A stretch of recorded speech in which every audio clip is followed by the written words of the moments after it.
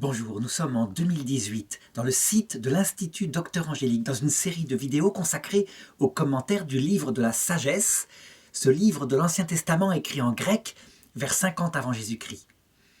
Et j'en suis rendu au chapitre 13 avec un développement intéressant sur ce que c'est que la sagesse philosophique. Ça veut dire la capacité de l'être humain, par sa raison toute seule, de remonter à l'existence de Dieu, l'existence du Créateur, l'existence de l'être premier, source de tous les êtres. Pourquoi c'est intéressant? C'est parce que sur ce chapitre, ou ce demi-chapitre en fait, on voit en acte l'intelligence du peuple juif. Le peuple juif qui a su assumer, alors qu'il sortait d'une guerre avec les Grecs, ce qu'il y avait de génial, d'unique, de passionnant dans la pensée grecque, qui ne part pas, elle, de la révélation, loin de là. Au contraire, elle parle de la raison et de l'expérience qu'on peut avoir du monde par la raison. Ça veut dire que c'est une pensée étrangère au peuple juif. C'est la pensée qui va féconder l'Occident, un petit peu après, à partir des grands philosophes comme Héraclite, Parménide, etc. Mais principalement,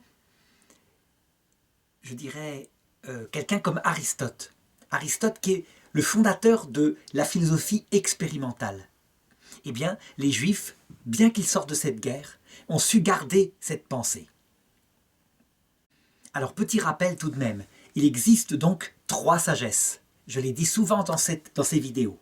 La première, c'est la sagesse philosophique. Ça veut dire qu'elle s'appuie sur la raison toute seule. L'intelligence humaine observe le monde et elle peut remonter, par un raisonnement partant de l'effet jusqu'à la cause, à l'être premier, source de la création. La deuxième sagesse est une sagesse théologique. On part de la révélation, une révélation qui est intelligente, qui a un contenu, et avec sa raison, on réfléchit à ce qu'elle veut dire. On s'imprègne d'elle, on médite, et on en sort des choses sur Dieu. Pour donner un exemple, à partir de la raison, donc sagesse philosophique, on découvre que le monde est passager, par exemple, qu'il est corruptible. Et donc, on se demande qui est-ce qui l'a créé. À partir de là, on remonte obligatoirement, et je le verrai tout à l'heure plus précisément, à un être qui ne peut pas avoir de commencement. Sinon, avant lui, qu'est-ce qu'il y a? Le néant, c'est-à-dire rien. Et rien ne donne rien. Donc forcément, un être qui a toujours existé. Ce qui veut dire, en hébreu, je suis, c'est son nom. Et on le découvre par la raison. Ça, c'est la démarche philosophique. Dans la démarche théologique, c'est le cheminement inverse. Moïse, qui est un homme, je dirais, formé à la sagesse égyptienne, une sagesse polythéiste, qui est du peuple hébreu, qui a fui les Égyptiens parce qu'il y a eu une bagarre, il a tué quelqu'un, se retrouve un jour devant un buisson qui brûle et qui ne se consume pas. Il est curieux, il s'approche, il voudrait voir ce qui se passe. Et là, tout d'un coup, une voix sort du buisson qui lui demande de retirer ses sandales parce que la terre qu'il foule, elle est sacrée. Et ensuite, il se révèle. Cette voix se révèle à lui et lui dit « Mon nom est Yahvé, mon nom est Je suis. Tu diras au peuple vers qui je t'envoie, le peuple d'Israël, qui est en esclavage en Égypte, s'il te demande qui t'envoie, que mon nom est Je suis. » Et quand Moïse va effectivement vers ce peuple, qu'il leur dit le nom qu'il leur a donné, ça les convainc. Ils savent que la mission vient de Dieu, parce que ce nom, Yahvé, Je suis, les convainc. C'est absolument étonnant. Mais la démarche est inverse. Il n'a pas découvert par sa raison que son nom est l'Éternel. C'est lui, l'Éternel, qui lui a dit. Eh bien, 1000 ans plus tard, les Juifs vont assumer qu'on pouvait le découvrir aussi par la raison. Et c'est ce qu'ont fait les Grecs. Voilà les 2 démarches, les 2 sagesses, sagesse philosophique, sagesse théologique. Il y a une 3e sagesse, qui est décrite aussi dans le livre de la sagesse, c'est la sagesse mystique. Ça veut dire que on fréquente Dieu, on fait sa volonté, on se comporte bien, on le prie. Et l'Esprit Saint nous est envoyé, qui nous donne une sorte de connaissance affectueuse, intuitive de Dieu. Une connaissance qui ne se formule pas rationnellement, qui est contemplative. Cette sagesse, évidemment, elle vient de Dieu seul. Elle est au-delà des raisonnements. Mais ce qu'on constatera, c'est que ces 3 sagesses ne s'opposent pas. Elles se complètent, elles s'ajoutent, elles se fécondent l'une l'autre. Eh bien, c'est ce que va raconter ce chapitre. Et voilà comment il commence. Donc verset 1, oui, vains par nature tous les hommes en qui se trouvait l'ignorance de Dieu, qui, en partant des biens visibles, n'ont pas été capables de connaître celui qui est, et qui, en considérant les œuvres, n'ont pas reconnu l'artisan. La première réflexion que se fait le sage, c'est que ces hommes sont vains. En fait, je crois qu'il faut comprendre. On pourrait faire le même raisonnement en regardant ce qui se passe actuellement, parce que rien n'est changé. À l'époque, c'était pareil. Sauf que, je dirais, c'est encore plus vain à notre époque. Lorsqu'un savant trouve, par exemple, dans un terrain, une pierre qui a été vaguement taillée en 3 coups, qui forme une espèce de marque, je dirais du style un tranchant vague, qui pourrait peut-être, parce qu'il n'y a que 3 coups, qui pourrait peut-être être dû par une chute de cette pierre. Ce savant, quand il regarde, il se dit « Non, il y a trop de coïncidences, 3 coups, c'est trop, la chute ne peut pas expliquer ça. Il y a un être humain qui a fabriqué ça, c'est un outil. » Ça veut dire que, instinctivement, naturellement, ce savant, parce qu'il y a un effet qui quand même, là, pour le coup, pourrait venir du hasard. Mais tout de même, c'est tellement important comme hasard, 3 coups bien situés, qu'il répond « Non, manifestement, et je me trompe peut-être pas, dit-il, ça vient d'un homme préhistorique qui l'a fabriqué, c'est un outil. » Voilà, ça c'est l'intelligence humaine, elle fonctionne comme ça. Et pourquoi elle fonctionne comme ça? Parce qu'elle sait très bien qu'il y a très peu de chances, minime le nombre de chances pour qu'une pierre en tombant donne cette forme-là. Seulement, on voit bien, il peut y avoir tout de même quelques fois où là on peut se tromper. Quand c'est évidemment une superbe lance en feuille de laurier, où il y a eu 1000 coups qui ont été donnés pour l'obtenir, là, la certitude est absolue. Alors, à côté de cela, c'est même scientifique, ou alors quelques-uns qui leur sont proches, en observant, par exemple, le premier vivant qui est apparu sur Terre, un microbe, une bactérie qui est apparue sur Terre. Donc, avec une science qui est bien plus élaborée qu'à l'époque, où on ne savait même pas que les bactéries existaient. À l'époque, on regardait l'existence des oiseaux, des plantes, des cailloux. Donc on n'avait pas grand-chose. Et on regardait surtout de l'extérieur. Mais tout de même, on voyait bien qu'un oiseau, ça bat des ailes, c'est extraordinairement organisé. À notre époque, on va plus loin. On regarde les microbes et on constate que ce sont des usines chimiques extraordinaires. Avec à l'intérieur un logiciel informatique qu'on appelle l'ADN, acide désoxyribonucléique, qui programme des fonctions vitales. Et quand c'est le plus simple des microbes, une bactérie primitive, elle a 2 ou 3 facultés. Mais obligatoirement 2 ou 3 facultés. Premièrement, elle sait respirer ou se nourrir, c'est la même fonction souvent, parce que sinon elle perd de l'énergie et elle meurt. Deuxièmement, elle se divise, donc elle se reproduit. Sinon, il y a une bactérie qui est là, qui se nourrit, puis il n'y a pas de descendance. Donc elle se reproduit, c'est obligatoire. Et puis, il y a une faculté de lutte souvent contre des attaques venant des bactéries étrangères, des virus, etc. Tout ça, ça correspond à un programme à l'intérieur, une sorte de programme informatique absolument génial et qui fait des millions de bases. Et qui doit fonctionner de manière précise. Si une base n'est pas mise au bon endroit, là c'est la mort pour ce microbe. Pour l'être humain, si une base se met sur un des ADN qui est moins utile, comme par exemple qui programme la vision, l'homme va être myope ou aveugle, mais il ne va pas mourir. Là, comme on a les fonctions de base, ça meurt. Donc il y a des millions, et c'est comme ça. On sait très bien, on regarde, on sait très bien que ce microbe, s'il n'a pas son programme informatique, si on peut dire, parfait pour ces 2 fonctions, il ne vivra pas. C'est le minimum. Eh bien, a priori, comme ça, tout simplement parce que, je dirais, il est là, et comme Dieu n'existe pas, forcément il est apparu par hasard. C'est un peu ce raisonnement qu'on fait, un peu comme une pétition de principe où on se mord la queue. Eh bien, on dit, on ne sait pas comment c'est apparu, tous les mécanismes, je dirais, s'opposent à son apparition. Jamais, on essaye depuis 60 ans, on essaye de coller des petites bases ensemble, adenine, guanine, cytosine, thymine, pour faire la vie. En les collant soi-même, un par un, avec une petite machine moléculaire, on y arrive. Mais toute seule, en les laissant se mélanger, avec toutes sortes je dirais, d'alchimie. Jamais elle ne se colle. Jamais elle ne forme un petit morceau d'ADN, ne serait-ce que de 10 bases. Et puis, en plus, quand il y a 10 bases, ça se décompose très vite.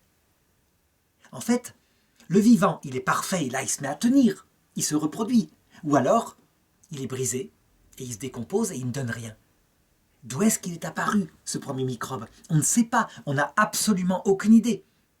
Alors certains avaient dit, si, on a une idée. Il y a eu des expériences avec Stanley Miller dans les années 50. Ils ont réussi en laboratoire à fabriquer de l'adénine, de la guanine, de la cytosine, c'est-à-dire les bases qui forment le reste. Et on exalte en disant, voyez, on a fabriqué des cailloux, les bases primitives de la vie. Donc, le microbe apparaît tout seul. C'est le raisonnement qui consisterait à dire, les cailloux apparaissent tout seuls. C'est vrai, les cailloux apparaissent tout seuls dans la nature. Il y en a partout sur les planètes. Donc les cathédrales gothiques apparaissent toutes seules. C'est qu'une question de temps.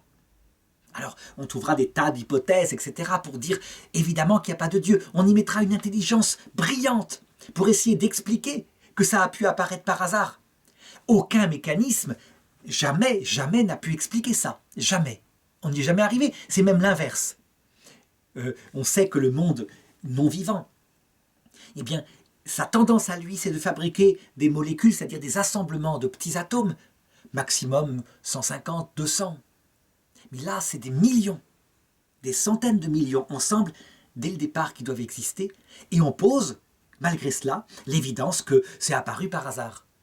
C'est pourquoi le livre de la sagesse peut être de la même façon regardé en disant « vains ces hommes-là ». Mais je dirais avec un certain humour, parce que en même temps c'est tellement amusant. Et je crois que le Créateur doit s'amuser de voir les sommes d'intelligence qu'on met pour nier l'existence de ce qui rend tout simple, évidemment. Ce qui est amusant, par contre, encore plus, c'est que dans l'Église catholique, chez les théologiens de la génération qui a suivi la guerre, on peut dire globalement, il y a une mode qui s'est répandue partout, qui consiste à dire que affirmer que l'intelligence humaine par elle-même pouvait aboutir à découvrir l'existence de l'artisan, donc le créateur, ben, c'est absurde, c'est du créationnisme.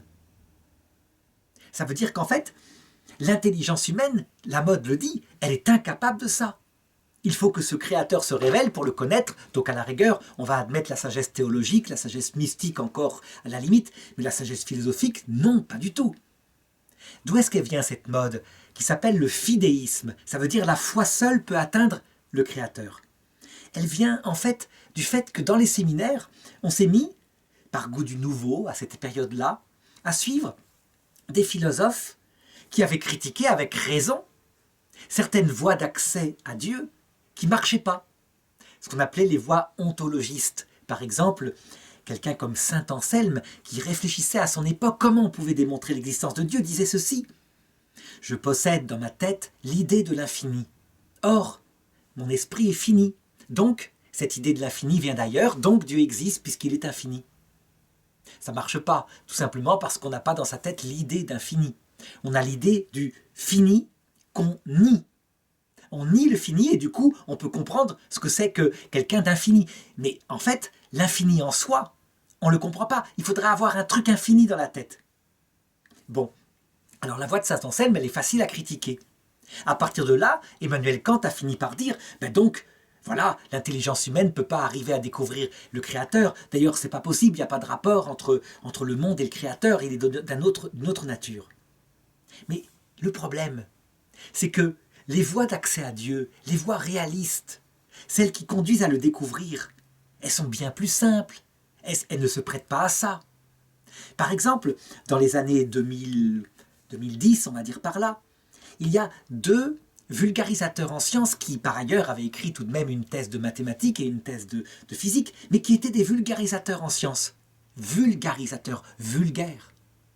Et qui avaient écrit un livre en disant « C'est tellement magnifique ce qu'on voit apparaître dans la première seconde du Big Bang, qu'on est obligé de poser un auteur de cela. » Et il s'expliquait en disant « Dans la première seconde, là, après le Big Bang, sont apparues des constantes tellement précises, tellement calibrées au point de vue mathématique, une série de constantes qui fait que si vous changez une virgule, un seul chiffre après la virgule, mettons à la 50e décimale d'une de ces constantes, ça donne une explosion d'énergie, puis c'est tout. Tandis que là, c'est calibré pour donner les atomes, qui vont donner les planètes, les galaxies, etc. Et en calculant la chance pour que ces constantes apparaissent, il disait il y a plus de chances de tirer au fusil en visant sur une pièce de 2 euros située à 14 milliards d'années-lumière, c'est-à-dire à l'autre bout de l'univers, et de l'avoir du premier coup, que de faire apparaître ces constantes. Et eux disaient, donc, parce qu'il y a un effet intelligent, magnifique, il faut poser avant le Big Bang. Avant, il le disait de manière vulgarisée, et aussitôt ils furent critiqués en disant, mais avant le Big Bang, il n'y a pas de temps. Mais non, il voulait dire avant comme causalité, pas comme temps. Il faut poser, disait-il, un être qui n'a jamais commencé d'exister et qui est une intelligence mathématique. Et il disait, attention, nous ne sommes pas en train de poser le Dieu des chrétiens ou des juifs, non, non, c'est le Dieu de Spinoza, un mathématicien. C'est ça que ça nous oblige à poser. Un être qui est donc intelligent et qui a une puissance sur la matière pour y mettre un ordre mathématique génial. Ils appelaient leur livre, je crois quelque chose comme La Voix de Dieu ou un truc comme ça. C'était les frères Bogdanov, les pauvres frères Bogdanov, qui avaient ici et là peut-être quelques erreurs épistémologiques, parce que, en fait, ce que je viens de dire là, ce que je viens de raconter, ce n'est pas une thèse de science, c'est une thèse de philosophie, donc de sagesse réaliste. Et donc, on leur est tombé dessus à bras raccourcis, méprisant leur intelligence, cherchant le moindre détail qui n'allait pas dans leur démonstration pour les ridiculiser. Alors que, en fait, ce qu'ils disaient avec beaucoup de calme et beaucoup d'humour, eh bien, c'était une évidence qui parlait aux gens. Mais, évidemment, tous les grands savants qui avaient établi des théories géniales en apparence pour montrer que tout ça s'était fait par hasard, étaient tellement évidemment écrasés par des arguments de bon sens. C'est pourquoi le livre peut dire « vains par nature tous les hommes ». Par nature, on pourrait dire par culture, mais peu importe, tous les hommes en qui se trouvait l'ignorance de Dieu, qui, en partant des choses visibles, n'ont pas pu remonter à celui qui est, en considérant les œuvres, ils n'ont pas reconnu l'artisan. Effectivement, ils sont vains. Mais moi, je ne prendrais pas ça avec le livre de la sagesse comme étant, je dirais, avec dureté, avec, je dirais, mépris. Je prendrais ça plutôt avec humour. Parce que ça doit être très amusant de voir quand ces hommes-là arrivent de l'autre côté et qu'ils ont la surprise de continuer à exister. Je pense donc je suis, ils sont là. Et qu'ils doivent se demander, ah ça c'est pas normal, je pensais que j'étais fait que de matière, que mon cerveau seul était mon être. Ah tiens, j'existe alors que je viens de mourir. Ça doit être une drôle de surprise. Je pense que le Créateur doit s'amuser. Et le texte continue. Mais c'est le feu, ou le vent, ou l'air rapide, ou la voûte étoilée, ou l'eau impétueuse, ou les luminaires du ciel qu'ils ont considérés comme des dieux gouvernant le monde. C'est complètement d'actualité. Lorsqu'on demande, avec ce que j'ai abordé tout à l'heure, l'apparition du premier microbe, comment il est apparu? Alors, eh bien c'est très simple, chacun pose un dieu qui l'a créé. Et certains disent, c'est simple, un peu de boue, un peu de soleil, un peu d'eau, et pof, par hasard, ça se goupille bien et il apparaît. Donc ça veut dire que le soleil, la boue et l'eau sont des dieux. D'autres disent, ben non, c'est quand même compliqué, on a essayé.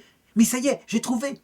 Ça vient d'une comète qui a ensemencé la Terre. La vie est apparue ailleurs, puisque sur la Terre, c'était pas très possible, et la Terre a été ensemencée. Donc le Dieu créateur devient une autre planète, ou alors un luminaire du ciel, une comète qui transporte ces semences de la vie. Évidemment, ils ne font que repousser le problème, parce que la vie transportée par cette comète, il a bien fallu qu'elle apparaisse ailleurs, sur une autre planète. Et donc on revient dans le même problème. Peu importe, l'essentiel c'est que l'argument est le même. C'est la matière qui est Dieu. Il n'y a pas de Dieu transcendant. Certainement pas. Évidemment, on le voit, rien n'est changé. Sauf qu'à l'époque, eh bien, on parlait en termes de l'époque. Maintenant, on met un revêtement de science, mais une apparence de science.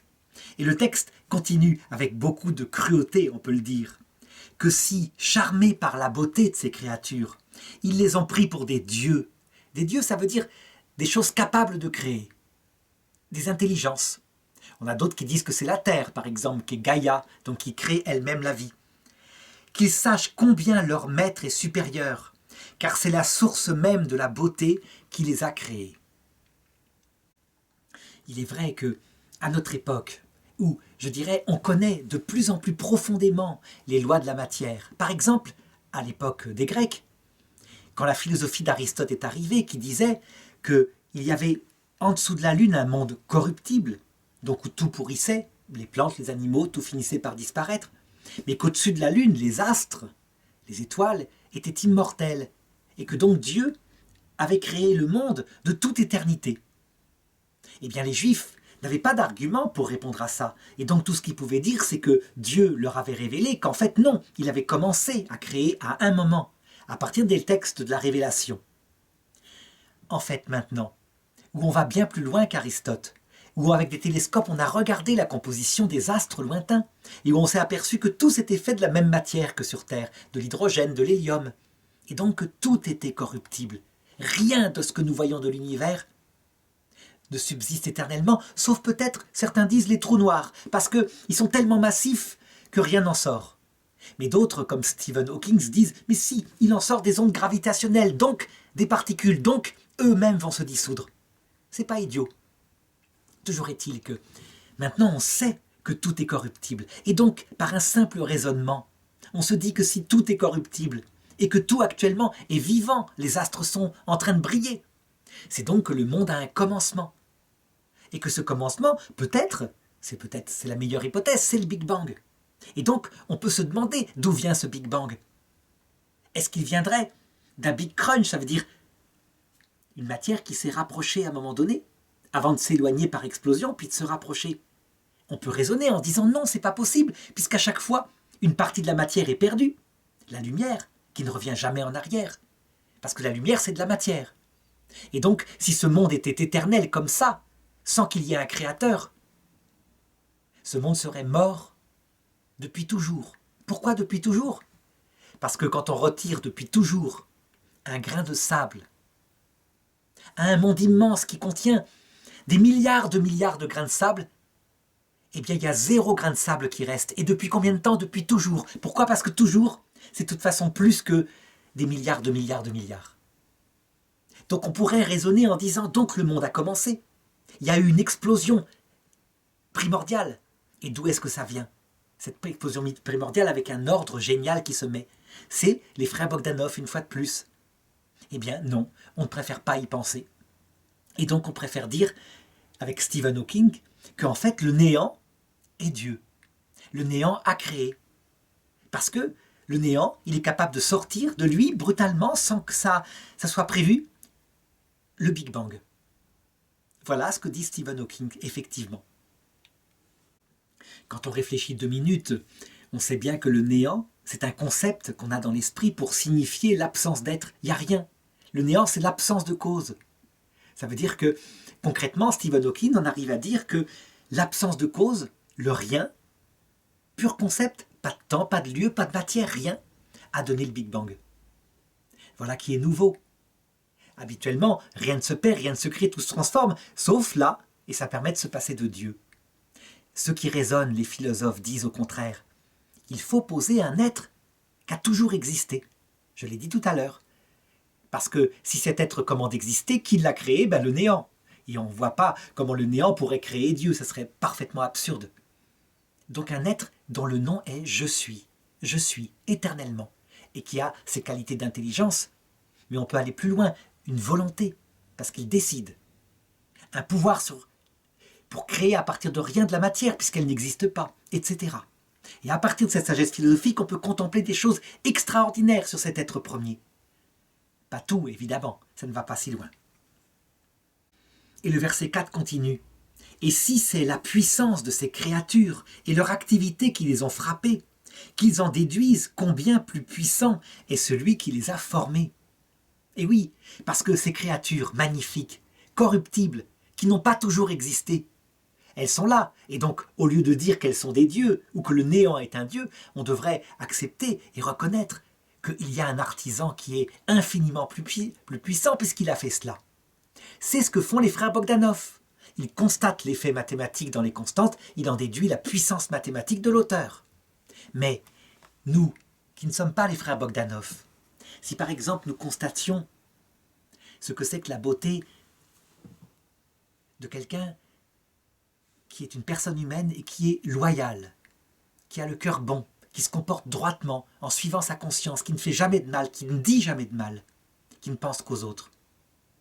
Nous pourrions en déduire que cette personne que nous admirons parce qu'elle correspond à notre conscience, qu'elle aimerait être, eh bien, elle révèle probablement quelque chose du Créateur. Au contraire, celui qui est torve, menteur, hypocrite, etc., ça nous choque.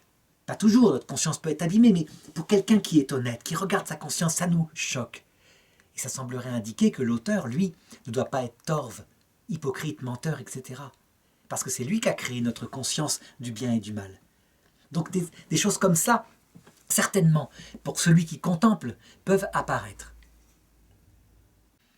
Et c'est ce que dit le verset 5, de manière très précise, car la grandeur et la beauté des créatures font, par analogie, contempler leur auteur. Voilà, c'est la sagesse philosophique.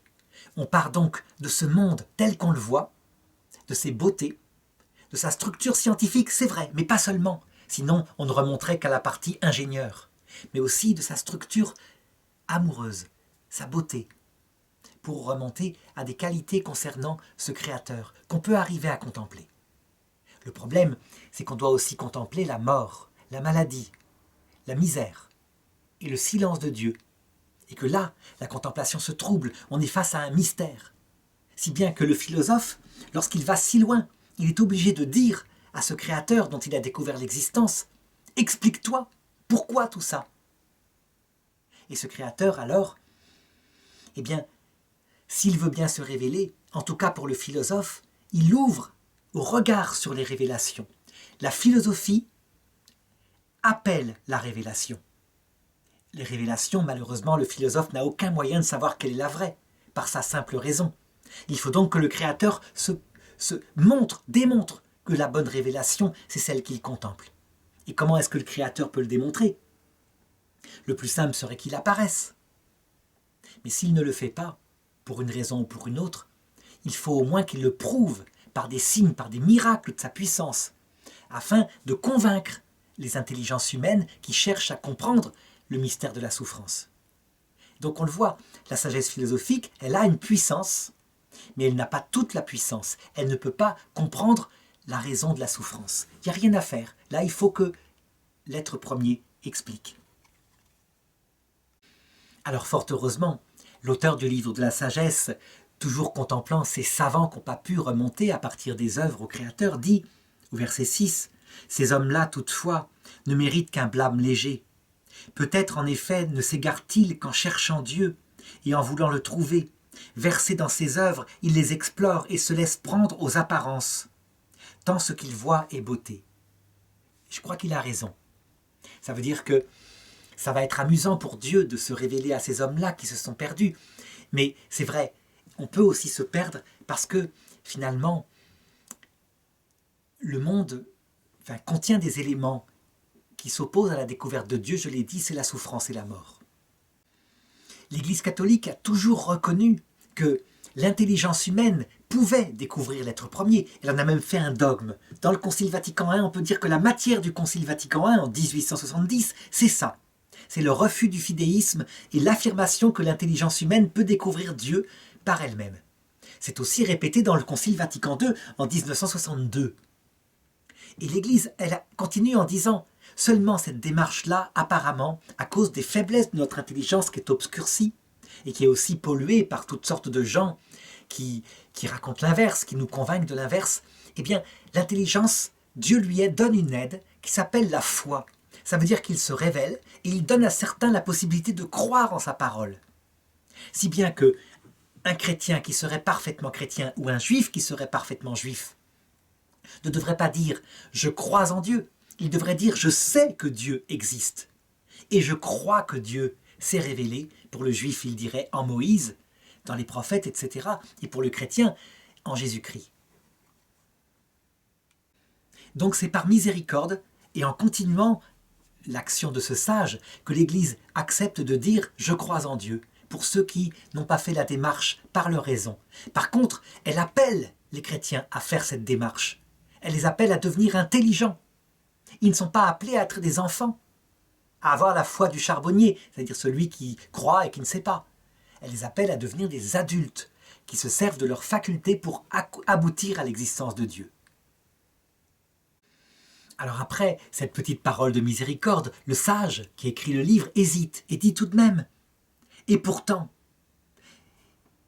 finalement, ils ne sont pas pardonnables. S'ils ont été capables d'acquérir avec de la science pour pouvoir scruter le monde, comment n'en ont-ils pu découvrir plus tôt le Maître ? Mais malheureux sont-ils avec leurs espoirs mis en des choses mortes, ceux qui ont appelé Dieu des ouvrages de main d'homme, or, argent, traités avec art, figures d'animaux, en pierre inutile, ouvrages de main artistiques. » Alors qu'est-ce qu'il faut dire ? Est-ce qu'ils sont pardonnables ou est-ce qu'ils ne sont pas pardonnables ? Eh bien je dirais que c'est les deux à la fois. D'un point de vue philosophique, ils ne sont pas pardonnables, tellement c'est absurde, je l'ai dit tout à l'heure. Et tellement, quand on réfléchit un peu, l'existence d'un auteur de la nature est une évidence. Avec beaucoup de science, c'est d'autant plus impardonnable. Mais en même temps, dans ces mêmes hommes qui sont des scientifiques, se cache un enfant. Un enfant, je dirais, gâté, un enfant qui est pardonnable. Et donc, à l'heure de leur jugement, quand ces grands savants arriveront, eh bien je crois que c'est avec humour qu'ils seront accueillis par le Christ. Avec humour, tout en montrant la vérité de leur absurdité. Parce qu'évidemment, en ce jour-là, toute la science qu'ils ont accumulée s'écroulera. Ils se rendront compte, en fait, que les hommes d'il y a 2000 ans, qu'ils prenaient pour des idiots, parce que peut-être certains croyaient encore que la Terre était plate. Quoique, les philosophes grecs avaient démontré que la Terre était ronde vers 300 avant Jésus-Christ. Mais peu importe, ils les méprisaient. Eh bien, ces hommes-là, sur l'essentiel, en savaient plus qu'eux, parce que eux avaient du bon sens. Alors, je sais que certains qui sont croyants ou qui ont fait cette démarche philosophique s'énervent en disant « mais tout de même, je dirais, ils répandent leurs mensonges auprès des simples et ils répandent l'athéisme, le matérialisme, alors qu'ils savent sans doute au fond d'eux-mêmes que la science n'a rien démontré. » Certainement. Et on peut se demander « mais pourquoi Dieu laisse faire ça ?» Eh bien, toujours pour la même raison. Pour sauver ces scientifiques. Saint Paul le dit, toujours ce verset, « Dieu a soumis tout homme à la désobéissance, afin de faire à tout homme miséricorde. » Qu'est-ce qui peut sauver quelqu'un qui se croit savant, si ce n'est le fait qu'il découvre, à l'heure de la mort, qu'il s'est trompé sur l'essentiel. Alors évidemment, il y a un choc parce que tout ce qu'il a établi, toute cette vie à se battre pour démontrer que tout était ridicule, que les miracles de Lourdes n'existent pas, que tout est du vent, et qui d'un coup s'écroule à l'heure de la mort. Mais évidemment, si cette vérité est révélée, et ça c'est un traumatisme, il faut toujours se souvenir de la deuxième partie de la phrase, « afin de faire à tous miséricorde ». Parce que ces gens-là, le petit enfant en eux, eh bien Jésus va se faire leur avocat. Il va, je dirais, leur faire toucher du doigt que cette fois, ils doivent accepter que le monde est plus compliqué que s'ils croyaient. Et donc ils peuvent se repentir, obtenir une vie spirituelle, découvrir, à travers cette magnifique découverte de Dieu, une science qui cette fois va vraiment rendre tout limpide.